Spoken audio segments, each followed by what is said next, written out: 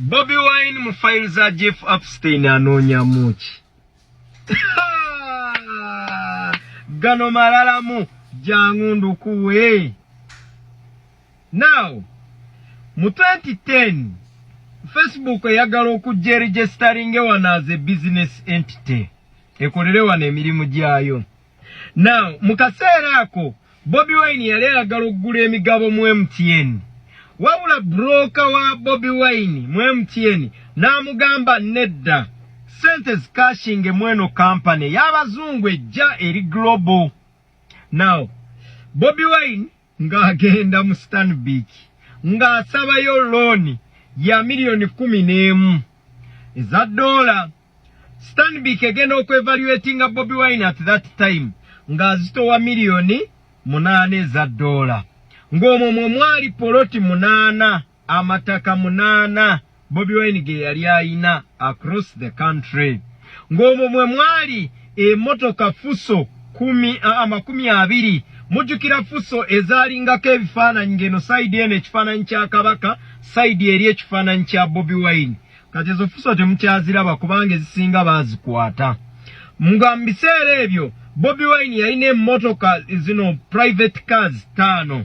Nga mu biseera ebyo Bobby Wine ku One Love Beach yalinayo amaato gali eyo. So bagenda okwevaluatinga ebyobugagga bye byonna nga zitowa milioni 8 za dola. Now, Stanbic took a gamble olwa legal business name gye bayita Bobby Wine. Nga Stanbic ekola ki? Stanbic nga ewa Bobby Wine sente. Bobby Wine nga akwata milioni 10 nga agenda mu Facebook nga agulayo 1 share. Ekyo ne kimufuula beneficiary wa Facebook wano mu Uganda. Facebook nebeera registered.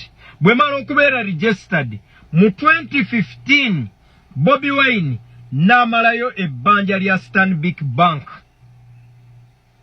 Mu 2016 Bobby Wine n'ayingira politics.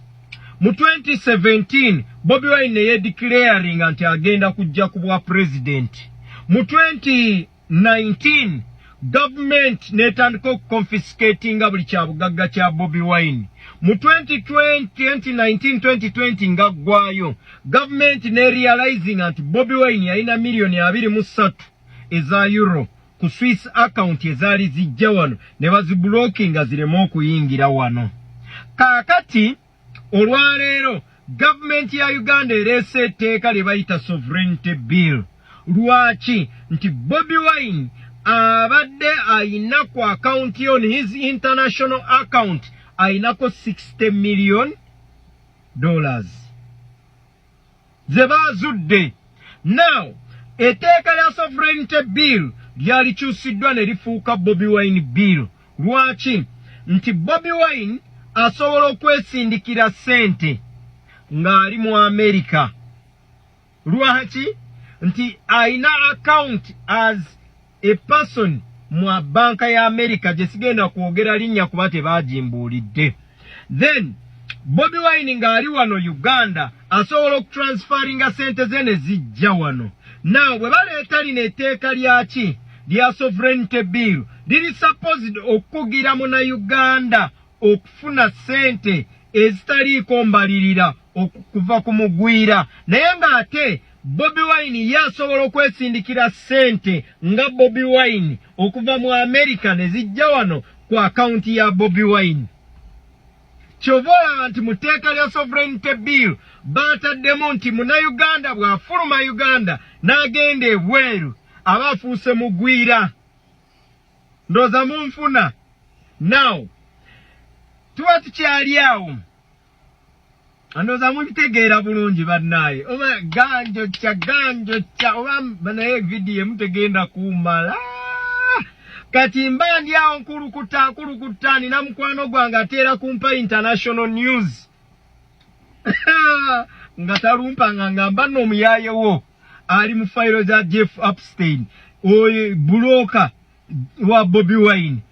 Kiki ngenda okunoonyereza ku Jeff Epstein. Mama nga Jeff Epstein yali broker wa Bush yali broker wono Prince Harry, yali broker w'abagu, broker w'abanene nga Bobi Wine ye musajja gwakozesa brokerage. Era eri ennyonyi gye yali agamba okujja bana Uganda China okubaleeta mu Uganda eddeyo, Jeff Epstein ye yali agiprocuringa.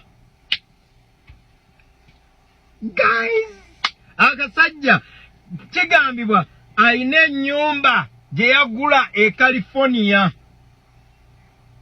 Kati gwokyatenda magere akasajja mu America tasula mu lodge, tasula wabanne, asula uwe. So he has any right of buying any property or anything from anywhere. Lwaki Facebook mbwe muwa milioni 6 za dola buli mwaka. Kati balamu okuva 2010 mpaka leero aina sente meka.